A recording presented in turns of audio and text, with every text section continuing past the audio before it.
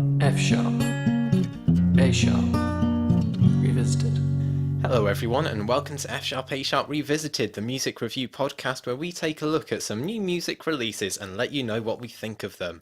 I am Joe, the music critic, reasonable person, and with me is Nick, the man with the revolver, ready to shoot some duckies. Yeah. I'm not in the mood for anything that is below average this week. So you can tell we're going to be in for a fun time. Yeah. And starting off, we have King of Shenanigans, Justin Timberlake. the new Justin Timberlake album, a much celebrated figure in pop with his experimentations in R&B and neo-soul. And now he's decided to give us a new album in which he attempts his keyword here. Yeah, attempt. To reconnect to his Tennessee roots, you know, getting involved in a bit of country music, a bit of Americana. Yeah. Americana, a bit of a rock and roll feel at times. I think the phrase "a mile wide and an inch deep" covers this album quite well. Okay, I'll start off by saying there are songs on this album I do quite like. You probably same. know that already, but it's the biggest problem with this album is, at least for me, is that it's just not believable. Oh yeah, yeah, pretty much. Most of the ideas don't work as well. Well, a lot don't. Like, yeah. I was really hoping with this album that he would come forth and he would make the combination of R&B and Americana a sort of nice experimental album from him, which would bridge the gap between the two genres, and it would sound incredible. Instead, it's, trap drums over lyrics about Tennessee. It's not good. I will say there are a few songs that I do think get the crossover somewhat right, but then there are other songs that just get it so completely wrong. It's laughable. You said recently on Twitter that there weren't that many like lol moments this year, on lol cows, your term, Yeah. and I was just thinking, did you listen to this album yet? Because there are many points on this album where I just laughed. Yeah, The main one being flannel. Okay, that's one of my three that I just fell out laughing with. The thing is, I usually by now I'd expect a higher quantity of laughs. Justin has given us some big ones here. You mentioned flannel. Okay, well the thing is that song was ruined for me from the beginning because this is going to sound so wrong, but when I listened to the album, I wasn't looking at the track list while I was doing it. I might have been cleaning or something while I put it on. And the opening lines were, "Right behind my left pocket, that's where you'll feel my soul. It's been with me many winters and it will keep you warm." And without knowing that's about like a flannel shirt, I thought that was just some really grotesque sexual imagery. Yeah, that's... And that just... My favourite bit's the bit during the bridge of the song where he repeats that line and then finishes it off with, "Ooh, here's my flannel." It's so funny. And in that song and in a couple of others, he uses this very weird twangy synth bass. It's kind of like to try and put that little bit of a country twang on it, but it just feels so weird. It was in the first song used in Man of the Woods, and that just made me laugh. That song made me laugh because it has these kind of like country elements with R&B, and there's something about that and the very sexual lyrics. I mean, he's singing, but then your hands talking, fingers walking down your legs. Hey, there's the faucet. It's just... Yeah, this is possibly the least sexy album I've ever heard in my life. Perhaps. It's... Can country music... like songs like Supplies, for example, Justin Timberlake's metaphor on there is, I mean... It's a bit half-assed, let's be honest. It's not particularly deep, but it's impossible to take seriously when you think about the fact that he's pretty much going, "Hi, I'm Justin Timberlake. I'm ready for the apocalypse. Are you? Get in my cabin. Let's make love." Oh, it's... Supply, I hate that hook. See, Supplies was my least favourite song on the album. Oh, it's awful. Because, I mean, you've got that... Well, trap... Well, that's another thing about this record, because he's like, the theme is like he's trying to attempt to bridge these two genres, but then you've got this song, Supplies. It's just trap nonsense. It's every cliche of the genre. You've got maybe a bit of guitar in the background, so that might be the country crossover, but it just screams jumping on the bandwagon, which feels so weird when the overall theme of the album is supposed to be an experiment. So it didn't work at all. No, not in the slightest. I don't get the use of trap drums on this album. Going back to Flannel, that's I think where they're. It's got this kind of nice acoustic guitar backing with sort of subwoofery bass and trap drums that's just so intrusive. I don't know who thought it was a good idea. And another thing, this album, which is supposed to be, you know, not complete R&B focused like some of his other albums are, if you're going to go for this sort of experimental attempt, why would you use the same producers you've been using for your other albums, your R&B albums? It does give him the opportunity to switch up, but He just doesn't take it. yeah, There's also the album artwork I'm just going to mention now, which has got sort of the cross in the middle, showing the two sides of Justin Timberlake, the Man of the Woods side and the sexy back side. And I don't get it. There aren't really two halves on this album. It sort of implies that they're two halves of the same whole, but that's like saying that a Victoria sponge and a bathroom sponge are in any way the same just because they've got the word sponge in. that's probably true. That's probably true. He just doesn't do enough to marry up the two styles and cultures that are, you know, Americana and R&B. It just doesn't. It's a very frustrating listen, this album is, because I spent the whole time lamenting what it could have been and focusing on what it wasn't rather than what it was.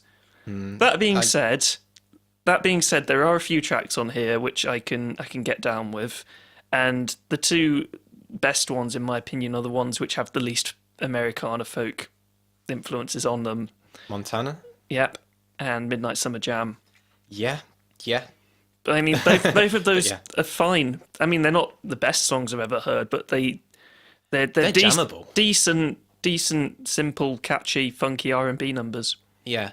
I think with songs like perhaps Morning Light as well Morning Light is the other one I was going to mention. Yeah, and Midnight Summer's Jam. I mean, you can see like a little bit of that Americana influence, but I think it's because it's not trying to indulge itself too much, and it is rather just using it as a characteristic within the song to bounce off the other rhythms going on. And because of that, it works. It's not trying too hard to be both at the same time. Yeah. And it comes across as a lot more tastefully on those few tracks. I thought Morning Light was probably the best example on the album of the combination of, you know, electronic and folk, because in a way I thought that the sort of electronic drums gave it a sort of washboard feel that it kind of fit. Yeah, but then the guitar licks come in like every two lines where do do do do do do do. I just thought it was quite nice. It was just quite pleasant and relaxing to listen to. Alicia Keys is pleasant on that song as well. Oh yeah, definitely. Do you want? Should we talk about the other female guest spot on the album, which isn't good? Go on. Jessica Biel, Justin Timberlake's wife, has got some spoken word sections on this album. Yes. Let's talk about the interlude track "Hers." Did it creep you out? Creep me out. For me, it was cheesy, but it was out of place as well, because you got these piano keys and electronics, and that just didn't seem to work with either of the genres that he was trying to put together in the same place. But when I wear his clothes, it's like I'm wearing his skin. Oof. See, that didn't creep me out That so creeped much. me out. Maybe I'm just a I psychopath. had this sort of Buffalo Bill images in my head, you know, Silence of the Lambs. And what makes it worse is I wonder, did Jessica Biel write this, or was it written by Justin Timberlake and she was asked to perform it? Because I don't know which is worse. I reckon Timberlake would have wanted the creative control in those kind of things. So that's my bet. There are a couple more tracks that I'd like to mention as being not ones I hate, not ones I particularly like, but ones that I thought had qualities which kind of appealed to me. One of them being Source.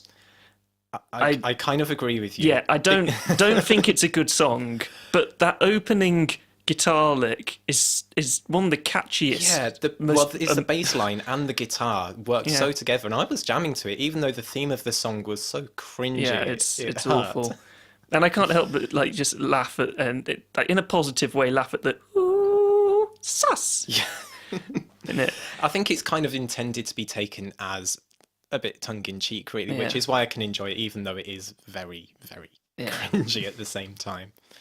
The worst song on the album for me, though, is Wave. I don't know if you thought much of that.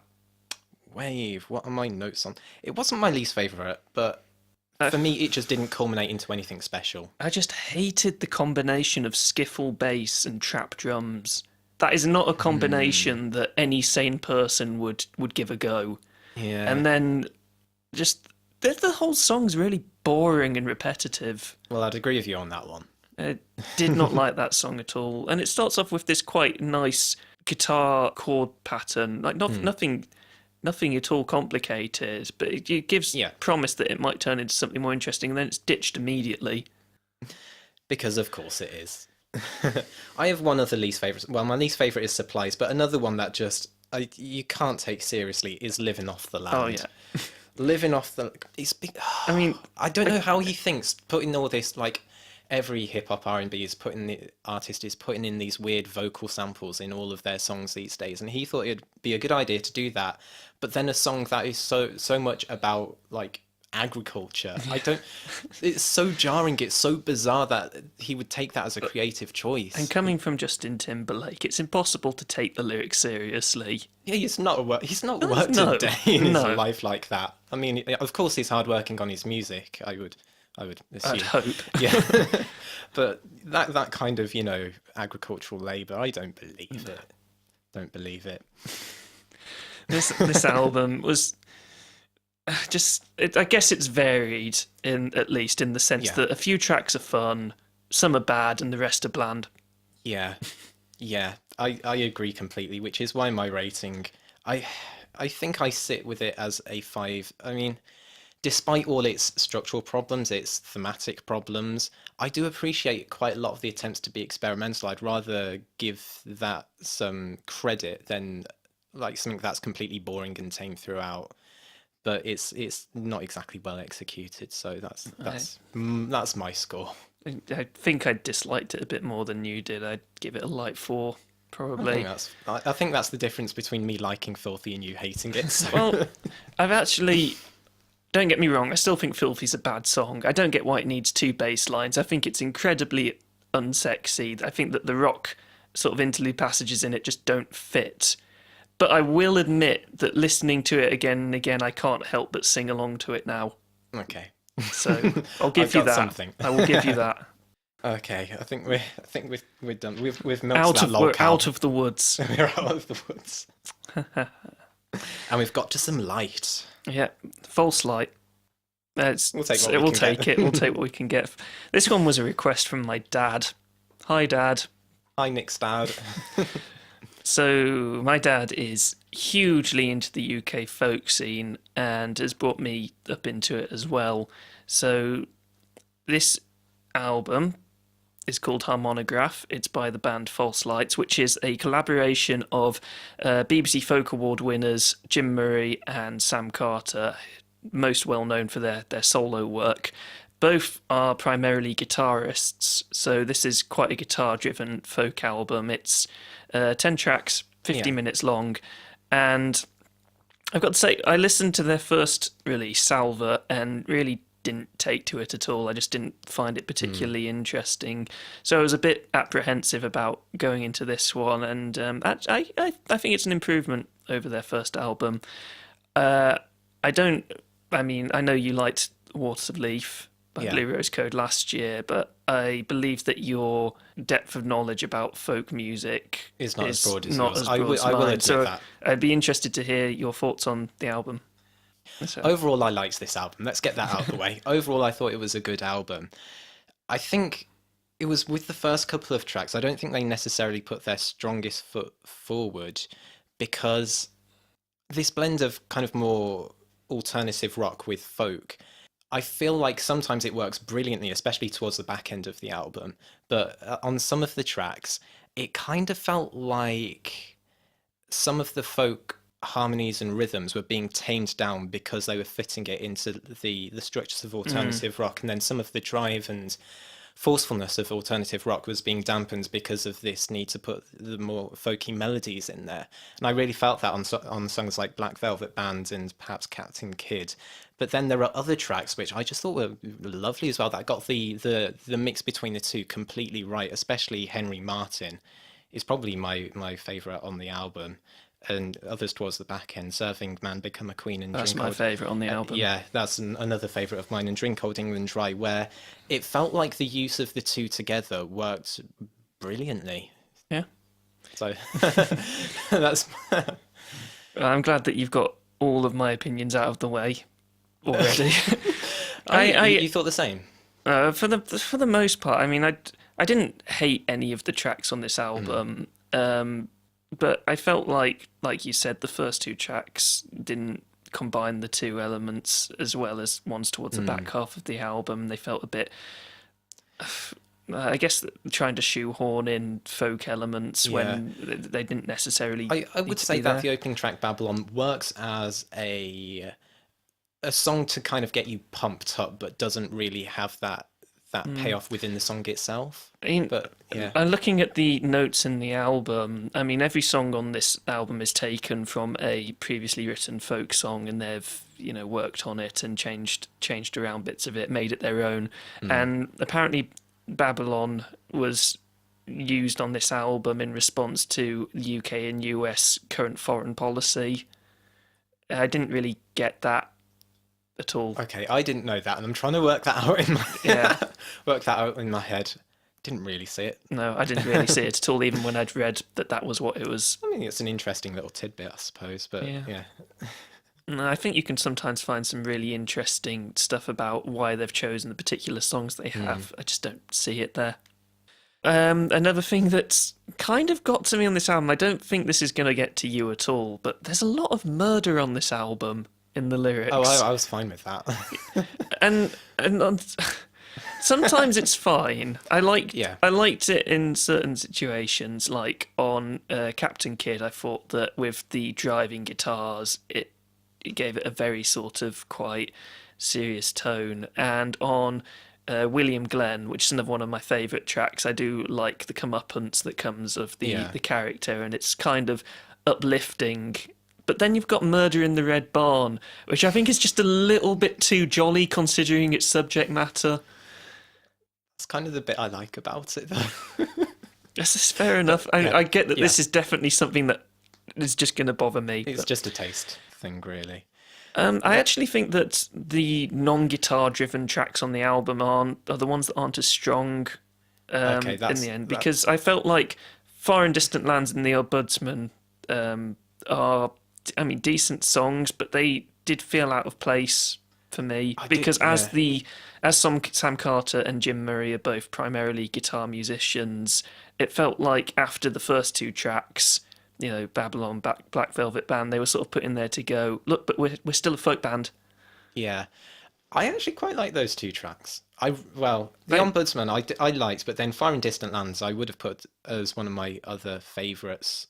I really like the use of violin on that one, and the slightly more odd use of rhythms. It's not rhythmically complicated, but it's more vague in how it's phrased. I don't know if that's too technical for people for a podcast, but I just thought it was a very relaxing cut, and that was the first point in the album where I thought, okay, this band can do something special.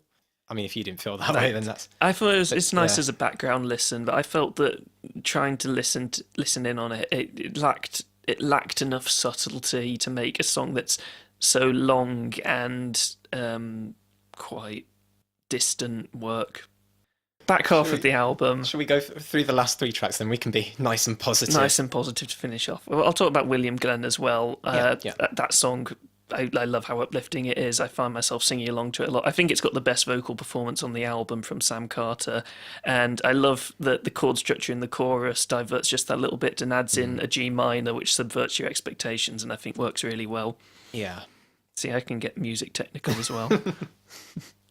But that's not my favourite song, because I do think that the bridge section could have added a little bit more, possibly. Favourite song is Serving Man, for sure, which I was a little unsure about it at first, because it seemed to lack a lot of the folk elements that I would expect these two musicians to do really well. Yeah, especially when it 'cause- introduces that synth as well. It does Yeah, seem to be focusing more on the alternative rock, but I think it really works. And the guitar work in the chorus, I thought was really good as well. it's so good. And actually, I mean, the second half of the song is a lot more folky, done in 5/4 time as well, which is nice. Of course, yeah. You gotta love that 5/4 time. And actually, I do hear the folk elements in there through the vocal melodies and the rock passages anyway. But it's got the second best vocal performance on the album from Jim Murray, and it's lovely. It's got such lovely guitar lines in it. Talk about your favourite track then. So Henry Martin, I love the percussive elements at the beginning, and then the riff. And well, the thing is, the riff to me, just on its own, felt like the perfect blend between alternative rock and folk, just within the same line. That was, I think, perhaps missing between some of the other tracks when it is this crossover album. And just getting that blend perfect just immediately struck me as, okay, this is what this album... Like, this song kind of made me think, if more songs on this album were like this, I could give this, like, such a high score. So, yeah, and then I love the brass elements. They seemed kind of weird, but it worked really well with the piece as well. And, again, it's just a textural thing. I love how everything layered up in that song, so, yeah. And then finally, Drink England Dry is just a lot of fun. A lot of fun. Makes me want to dance. Yeah, and again, it's another one that seems to strike that balance so perfectly, because with the folk element, it kind of gets the upbeat elements of both genres just right at the same time. So again, a really good crossover track. A great beat to end the album on. Yeah. I'd like to go back and talk about Babylon just for a second to tell you something which I found was quite amusing. So that's my dad's favourite song on the album. Okay. And my dad also hates My Sharona by the Knack. And now you may wonder why I'm saying this, but did you notice that there's the section in the song which rises and goes do do do do do do do do do do do do do do, and that's exactly the same as the riff in My Sharona by the Knack. And I played it to my dad, and now he hates the song. I'm evil. Yeah.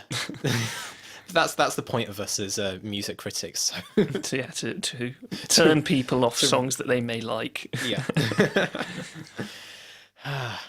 I would give this album a 7 out of 10. I think I would as well.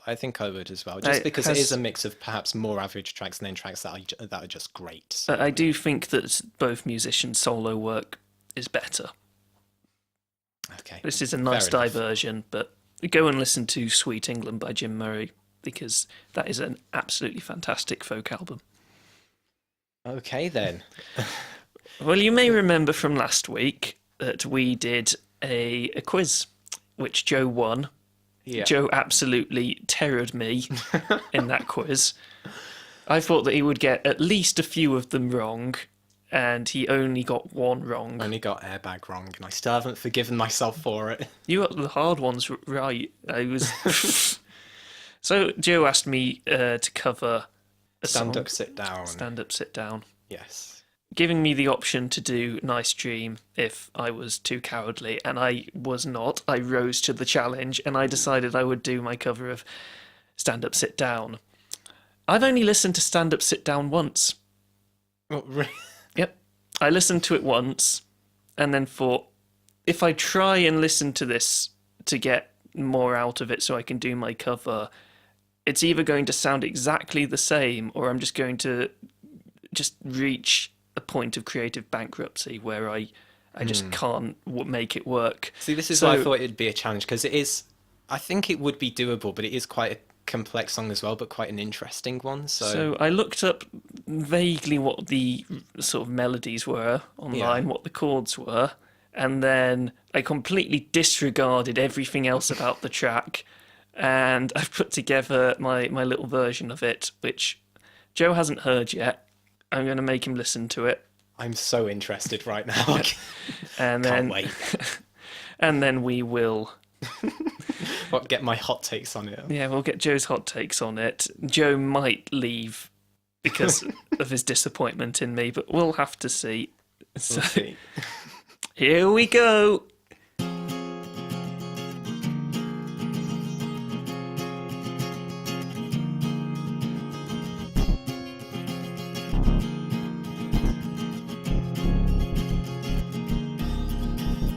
Sit down, stand up.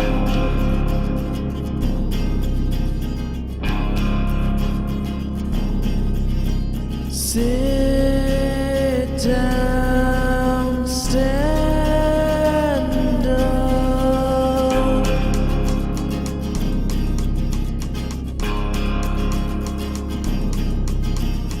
Walk into the jaws of hell. Walk into the jaws of hell.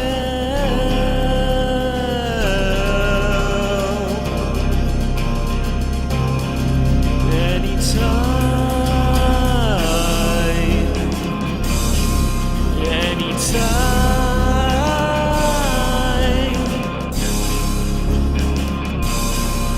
Sit down, stand up. Sit down.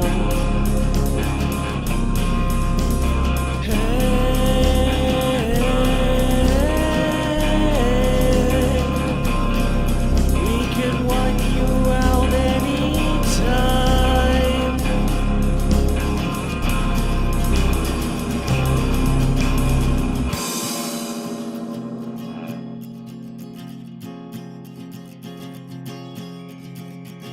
Stand up, sit down, stand up, sit down, stand up, sit down, stand up, sit down, stand up, sit down, stand up, sit down.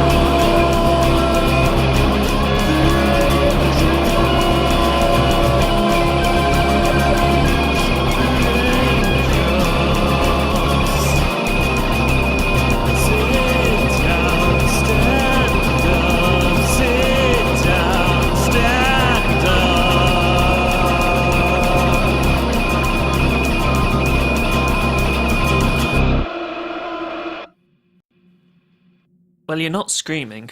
I'm not. I'm not screaming. It was definitely different than what I expected. I expected that you would do something different with the song. I wasn't. I wasn't expecting the change into making it 6/time though. The kind of 6/8 feel. That was nice. I like the extra use of guitars and distortion and noise in it. You're a man after my own heart, clearly, when it comes to covers. It got to the end, and I just let loose on the electric, And that's what I like.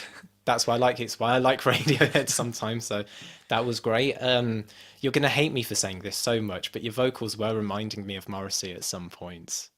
yeah, I was trying to do my best Tom York. So It didn't. what does that say?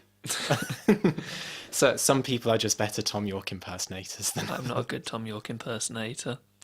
I used to be. I've gotten worse these days. Jeff Rosenstock is a good Tom York impersonator, as we heard last week. Of course, of course. I can do it adequately when I need to.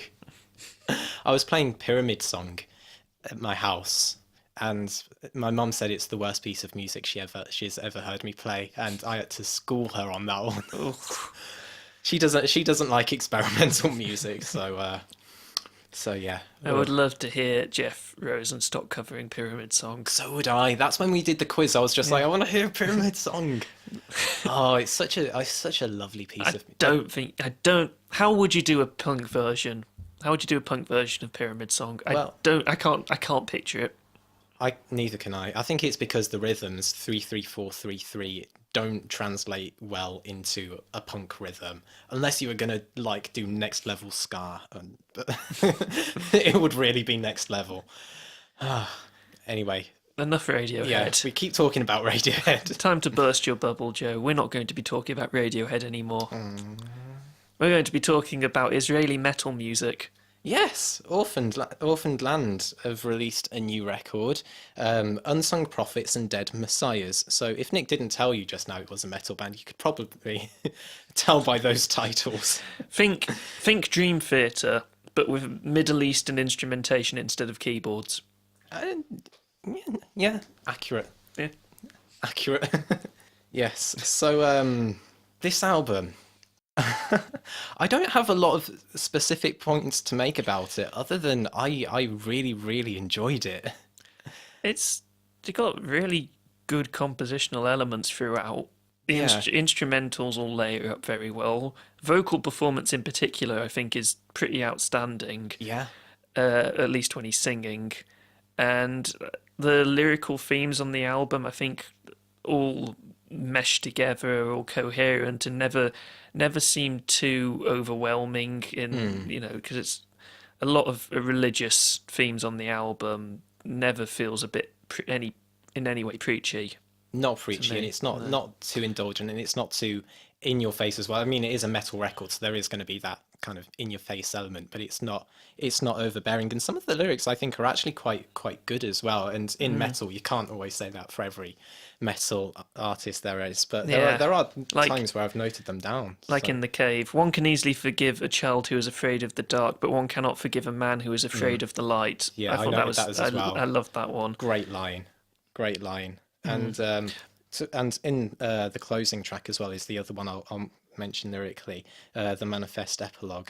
Sometimes it seems to me that this world is nothing but a beta version of this amazing thing, and while our maker has gone to his next improved version, we are left behind in this Flying Dutchman, which I thought was a... I did like that, but... But here we go.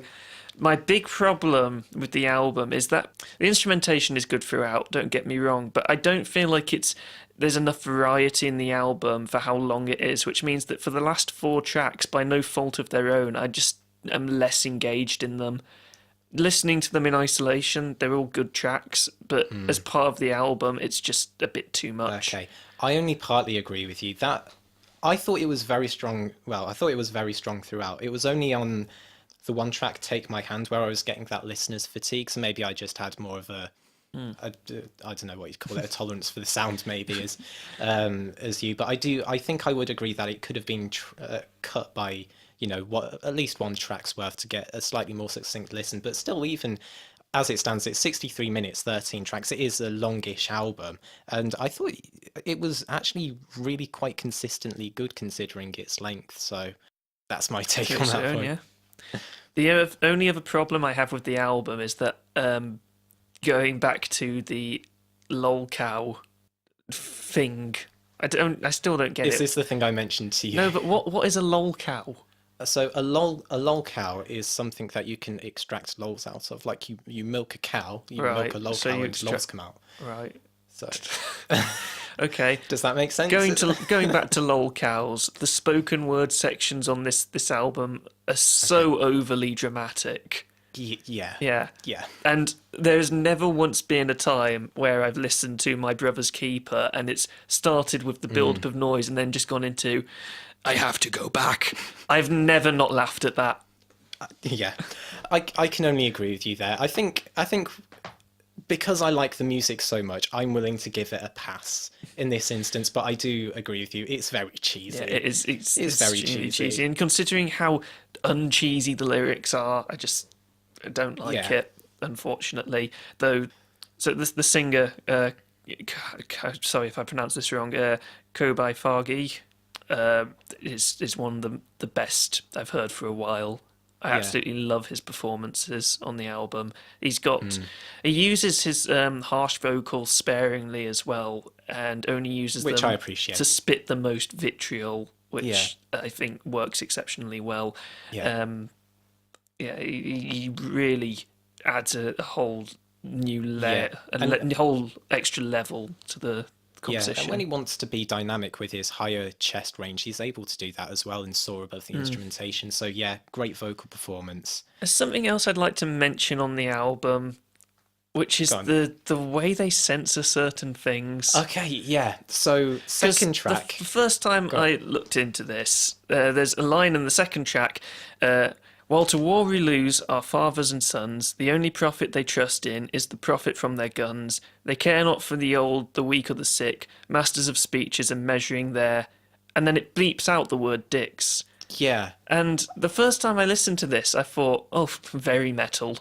yeah, But then Pretty much. later on the album, on Left Behind, you've got truth they will delete, with merciless deceit, our voices taken away. And the bit taken away is beeped out. And I originally thought that it must be a cultural thing. They're bleeping out, the objectionable bits. I don't claim to know a lot about Middle Eastern culture, but the way that they've bleeped out taken away, I think, is actually really clever. yeah. I really like it. And then I agree with you on there. My Brother's Keeper, you've got all our filters are decayed and our compassion is beeped out. So it's all our filters are decayed and our beep is just switched off. How will you hear my words and please? How will you trust me when I tell you? And then the next line is completely beeped out. Come with me to the promised land, I'll set you free. And what I originally thought was just a bit dumb. Why would you put in things if you're going to bleep them out? It actually makes sense to me now, and I think Yeah. it's actually quite clever. Yeah, I think in those second two instances, I agree with you. It's just that moment in We Do Not Resist.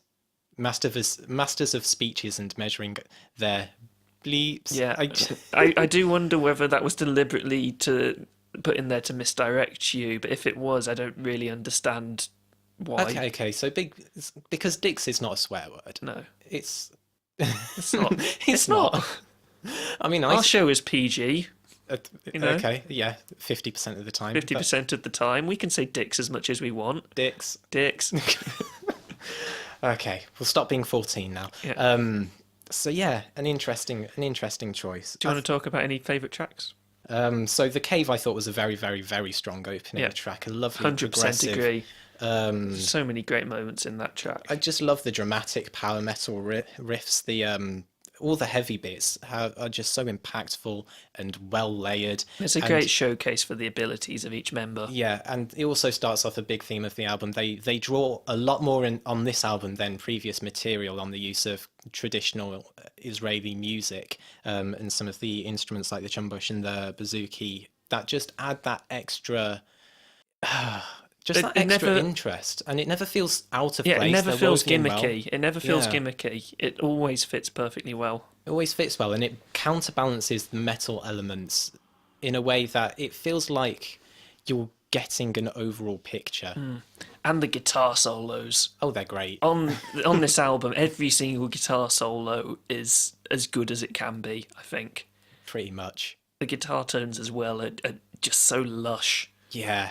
And I also have to give it to the string arrangements as well. And the use of microtones, I thought, I just fell in love with them. And they use quite a lot throughout the album, but not overdone. It just feels very much like a characteristic of the music. And it just makes the album have that sonic identity, which, I could listen to a song from here and know it's a song from here and it's by this band. Yeah. So that's something else I really enjoyed as well.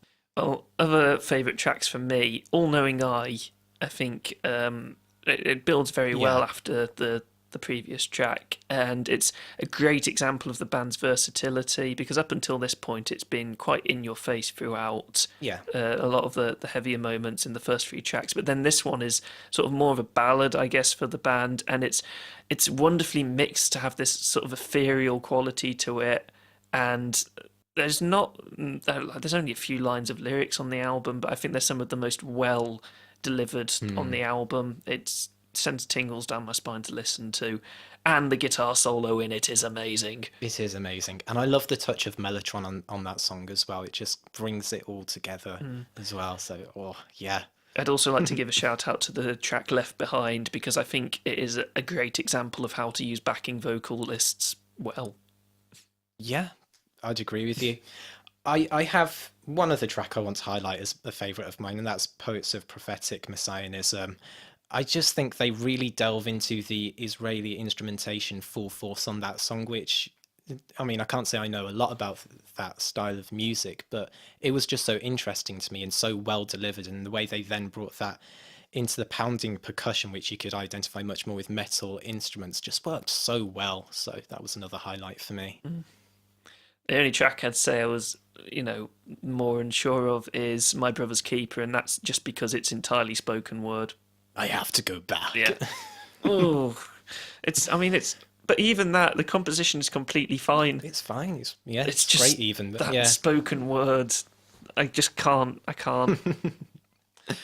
But overall, this album is pretty great. Besides some, things that I imagine that are just problems for me.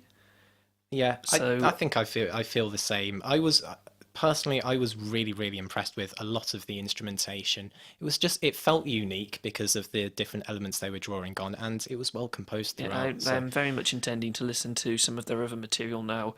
I hear Yeah. their album Maboul is exceptional. So Yes, I do like that album. I think I actually like this one just a tad more, if I'm going to be honest. But I think that's just because they do delve into the Israeli elements on this album more, which just appealed to me a bit more, I suppose. dicks. But-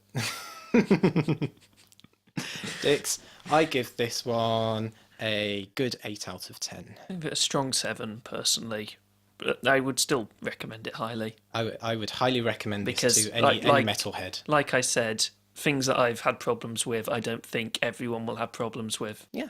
Moving on. So now we're going to talk about the final full-length album review of the show. Franz Ferdinand with their new album Always Ascending. So quite a well-known band from the mid-noughties indie scene. Yeah. Franz Ferdinand are a Scottish indie rock band. This is their 5th album, and it's 10 tracks, 40 minutes long. So I guess with indie music, it's quite a dead-end genre. So there are a couple of routes that bands are taking nowadays to try and stay in the mainstream, stay noticed, stay relevant. And the first option you can take is either make your songwriting, impossible to ignore with how interesting it is. So I think bands like Frightened Rabbit and Typhoon are doing that quite well. Definitely.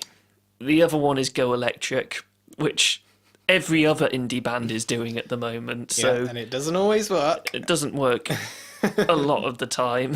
So I feel like on this album, Franz Ferdinand have tried to do a little bit of both.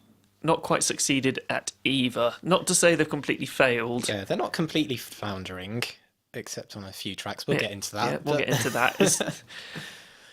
But, I mean, I guess that with how much they've, gone through, I mean, they've been around for, it must be a good almost 15 years now they've been I would together. say so. They were staple in the noughties. So, Yeah. Yeah. It's amazing just how much they still sound like Franz Ferdinand. As soon as he starts singing and you hear those stomping rhythms, you know it's Franz. Yeah, it's Franz Ferdinand. I mean, good on them for switching up their style and still, being so recognisable from your songwriting. Yeah. I would say that maybe I do want them to go out of their cage a little bit more. Just a bit more. Little bit more. And I would also like them to spread their ideas across the whole album, not just a few tracks. Okay, yeah. Yeah. This album starts off, it's 10 tracks long, so you've got Always Ascending and Lazy Boy, the first 2 tracks. Then you've got 4 tracks of just really bland songwriting. Mm-hmm. Just really uninteresting songwriting. Let me just say, I thought Paper Cages had a nice bit of texture with the guitar, bass and piano, but then the rest of it I just thought needed to be a lot more impactful. Yeah. Finally, had a nice throwback 60s style, but then didn't do anything with it. Lois Lane was just a weird song. I barely even remember it. The Academy Award I remember just because the metaphor in it of the Academy Award for Good Times goes to you. What? See, I was...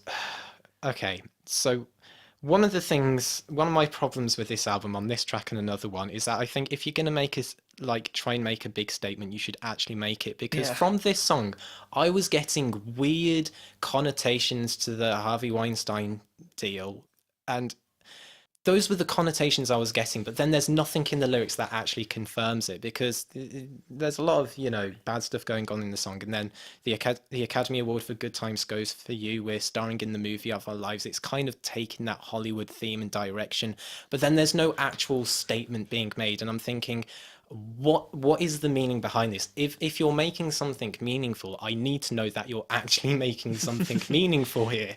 But otherwise, I just think maybe I'm just reading too much into it, and then that bursts the bubble of if it's a good song or not. And the same goes for Huck and Jim. Oh, I just can't. I'll get my defense of Huck and Jim out the way quickly. With the previous tracks being so, dull for me. I just didn't get anything out of them. It was nice to have a chorus which was actually memorable and stood out, and the production on the song, overall on the album, it's just too soft, so a lot of the songs don't have the oomph they need, but this song, at least the chorus did. That out of the way, everything else about this song is awful. Oh, the 9/8 time was nice. Okay, I'll say yeah, that. the 9/8 time was nice. We're going to America. Gonna show them the NHS. Okay. Again, if you're gonna make a statement, actually make it, because that line doesn't really relate to the rest of the song at all. It's not framed in a way that gives me an actual position to go off. And I'm just thinking, if you're making a statement about healthcare, just make it. do it. Just because I work in the NHS doesn't mean I'll be offended if you say if you go one way or the other. Just actually make a statement. Don't leave me with these half-assed ideas that. Oh, okay. So yeah, that annoyed me. That annoyed me. Let's talk about the positives of the album, the good tracks, because there are good tracks on this album. Okay, what I'll say is that I only have two that I There's really still like. good tracks on this album. Yeah. Is one of them Lazy Boy? I liked the bit of Five Time. I liked the guitar and bass, but I don't really think it stood out to me all that much. I thought that it was probably the best on the album for me. I liked the instrumentation on it and the odd time signatures coupled with the quite varied bass line throughout. And I thought the chorus was good and catchy, which is something that is missing on an awful lot of the rest and of a the few others. album. And that's what you want from Franz Ferdinand as well. Catchy choruses. Yeah. Yeah. I say, don't you know? You say The one you song don't everyone know. knows. The fallen are the virtuous among us, stand among us. They had some good songs. Do do do do do do do do. Yeah. Yeah. Back Okay. in their heyday. Well, I'll go over my favourite track was the closing track, Slow Don't Kill Me Slow. Because, like you mentioned, a lot of the production on this album isn't really all that punchy, but it actually really matched this song. It had better lyrics, the language soundscapes really worked well, and it really stood out against some of the previous tracks. And I just love the low-key drums, the lovely synths, the haunting sounds. It doesn't really sound that much like a Franz Ferdinand song, but I honestly thought it was the best song on the album. That song broke my iPod. I was listening to it and suddenly the screen glitched out. And now I have to return my iPod. Oh. That being said, listening to it on iTunes, I could take it or leave it personally. Okay. It's fair enough. The other song I want to highlight is Feel the Love, because I thought it had a nice groovy bass line to it. So Yeah, I'll give it that one one. one of my better ones in the album. As far as my other favourite song in the album, I really like Glimpse of Love. I just love how super cheesy the synth lines are, and it's got a great energy after such a dry stretch on the album. Yeah. Also, shout out to the opening track, Always Ascending. It's fun, it's funky, it's too long. What can you do? Always Ascending. I liked it. I actually liked it more towards the end of the song, because I felt like it was weird at the beginning. I don't like the intro too much. That's why I think it's too long. Yeah, because I know the singing style has always been rough around the edges, but there were some notes towards the beginning that I thought were decidedly out of tune, which weren't great, but other than that, once the song got into the disco elements, I thought it was a nice time. Yeah. So yeah. I will say that something that I thought was kind of lacking on this album was the theatricality of the vocals, which I feel like I've always loved. I haven't written down his name, but that was my bad. But the singer of Franz Ferdinand, I've always thought they had a very good voice for the genre. Yeah. And, I say, don't you know? It's very theatrical, and it's just sort of there on this album. Yeah. I agree, I suppose. I don't have any more points, to be honest. There's a lot less to talk about on this album than I would have liked. Do we go into scores, or...? Yeah. I don't know, because I'm kind of thinking a strong 4, because there were bits I think I feel like I've been very negative about this album. I wouldn't call it a bad album, but there are just a lot of things that didn't gel with me. So I'm feeling a 4 out of 10. Give it a decent 5, personally. Okay. Just there. It's not an album I think I'll probably listen to again. We can just sit here and cry about Yeah. indie artists going downhill. R.I.P. mid-noughties indie scene. You will be missed. You'll be missed. You'll be missed. Well, let's do some shout-outs then to finish off. Some shout-outs, yeah. So we were originally going to talk about the new... Can you say this? Because I can't say my R's and W's properly. I think it's just Rye. Right. Yeah. I struggle to say it. But then your album, Okay. Blood, which... it's one of those albums which is perfectly good, but there isn't a whole lot to say about it, I don't think. I would agree. It's a very kind of down-tempo, very relaxing record. And a lot of records that are like that, you often just say, oh, that was gorgeous, that was nice, that Yeah, was lovely. I wouldn't call it experimental, but it's just a very lovely listen. I don't think it really pushed any boundaries in the genre. I feel like it's something I've heard before and I will hear again. It's not bad. I'd say it's sort of a 7 out of 10 album, but I'd happily listen to it again in the background. There's just not really much to talk about on it. Not much to talk about, but I don't consider that like No. a bad thing at all. I'd give it a strong 7, maybe like 8 if I'm feeling the mood for it, but yeah. Yeah. The vocals are really nice. Oh yeah. Good Yeah, vocals. definitely. And we were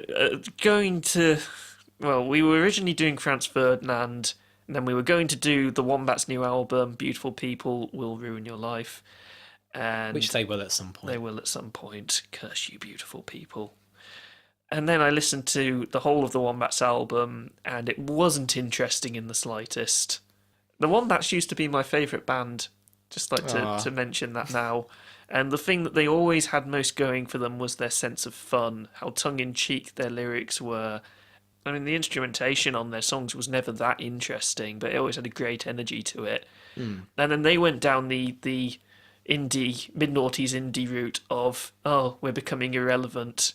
Let's throw in electronics. Get the synths out! Yeah. And to be fair to them, on their second album, This Modern Glitch, I think they managed to do that while still keeping the fun elements from their first album. And to be fair to them, they still play their own instruments. But this new album is just so boring. So incredibly boring. And the lyrics have gone from tongue-in-cheek to empty metaphors, which just... Nick, I'll just say the sadness in your eyes is breaking my heart right now. The first track on it, Cheetah Tongue, is kind of good, I guess, but one of the lines in the song Turn is, I'm going to get a college girl drunk tonight. I'm staring forlornly out the window. I think we'll move, because I haven't listened to the record. No. Maybe I will, and I'll be sad with you. I have one good album that I want to shout out. I haven't listened to an awful lot over the last few weeks, but new Poppy Ackroyd album. I know her name just because she features on Hidden Orchestra's recent album, which, as you all know, I loved, and it was part of my top albums. Do they all know that? They should do. You do now. You do now. She's a pianist, modern classical ambient, which is a genre which is a bit on and off for me, but she produced a very pleasant, relaxing ambient album of piano pieces. I kind of compare it quite a lot to the Rye record in terms of its, I suppose, how I respond to it. It's very relaxing. You probably won't have an awful lot to say about it, but it's still a very, very enjoyable listen. So yeah, that's my other shout out. The other one I'd just like to mention quickly, which I've only given one listen through, and it was sort of on in the background while I was doing something else, so I haven't got fully formed opinions on this at all, but the new Will Varley album is good, I think.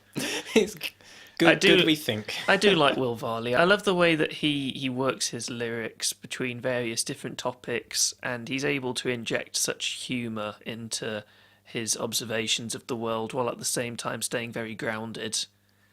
And he continues that on this album. That's what I got. I mean, from the various snatches of lyrics I heard, that's what I got. Well, maybe one to give a proper listen to then. At some point. Yeah, at some point. You go, Will Varley. So, One last shout out to Neutral Milk Hotel, whose seminal indie folk rock punk album In the Airplane Over the Sea came out 20 years ago yesterday as of the time of recording, and if you haven't listened to it, it's like if God made an album. No, not that good, but it's honestly one of my favourite albums, and I would highly recommend you all listen to it. And because it came out yesterday as of the time of recording, and 20 years ago. 20 years ago. And Joe and I have actually previously worked together and made a cover of one of the songs from the album, the song In the Airplane Over the Sea. Yeah. And Joe was playing the bass, I was playing the guitar, and we'll put the recording of that into the podcast for you all to listen to, featuring clarinet playing by the wonderful Charlie Alcock. Yeah. And others. And others who shall not be named. So yeah, I do like.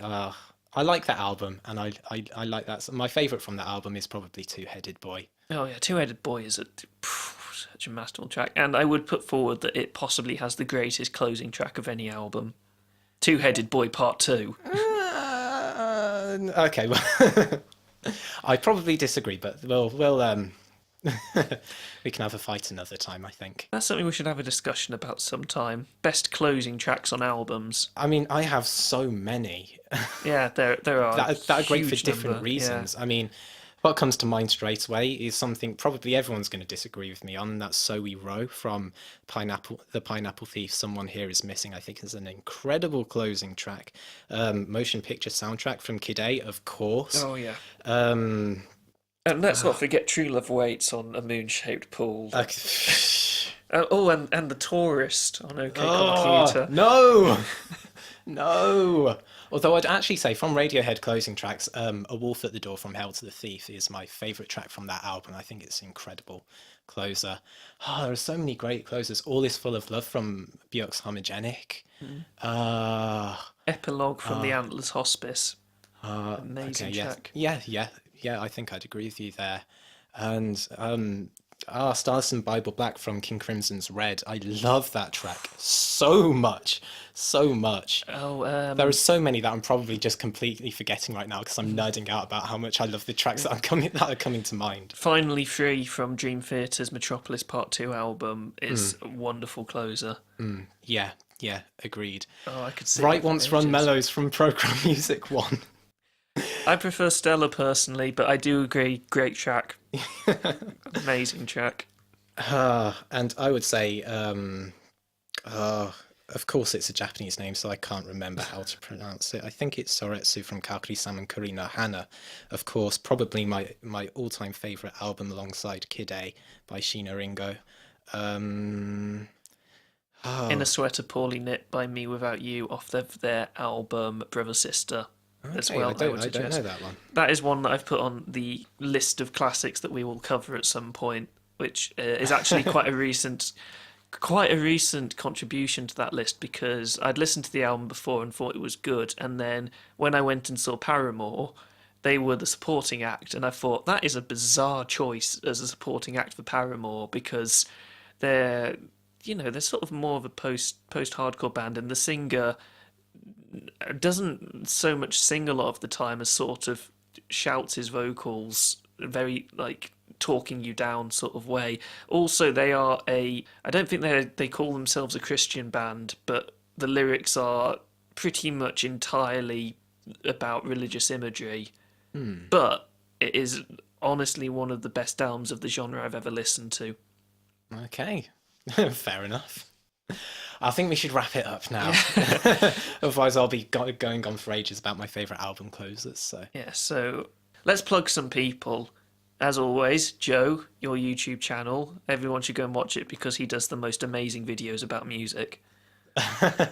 well, I hope my analyses are amazing. Sometimes my visuals could be better, but Check out Mr. McTidge. Yeah, Mr. McTidge. Watch his video about the Poppy Computer album by Poppy. Yeah, and everyone can tell me that I'm reading far too much into it. You are, for the record. For the record, I'm not. It is amazing. I've actually signed that certificate as well. I'm officially in the cult of Poppy. Officially. Essay on Michelle Branch coming soon as well. So yeah. Also, shout out to Stacey. Yes. Stacey's podcast. Stacey's Pop Culture Podcast. Stacey's Pop Culture Parlor Podcast. Stacey's PCP. Yeah. Yes, and we will be featuring Stacey and Barry in the morning as well. Yes, we're going to be featuring on their 24-hour live stream. So yeah, I should have the details in front of me if I'm going to say that. But it comes at the end of April. Watch out for it. It's going to be good. Yes. And make sure when it happens that you get your wallets ready to donate. Yes, donate all of your money. Mortgage your house. Yes. That's it. Yeah. We're all done. The end of the podcast. We should probably learn how to wrap up podcasts without making it go on for an extra 10 minutes. I know, he needs to get more succinct at this. He needs to be snappy and quick. Snappy, quick, in, out, done. Yeah, professional. Yeah. Goodbye. You're not going to say who you've been? You've been Joe. I've been Joe, the music critic, reasonable person. And I've been Nick. I'm going to bed. Bye. Bye.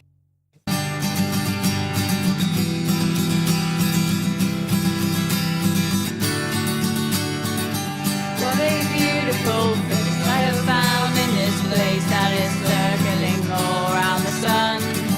What a beautiful dream that could flash on the screen in a blink of an eye.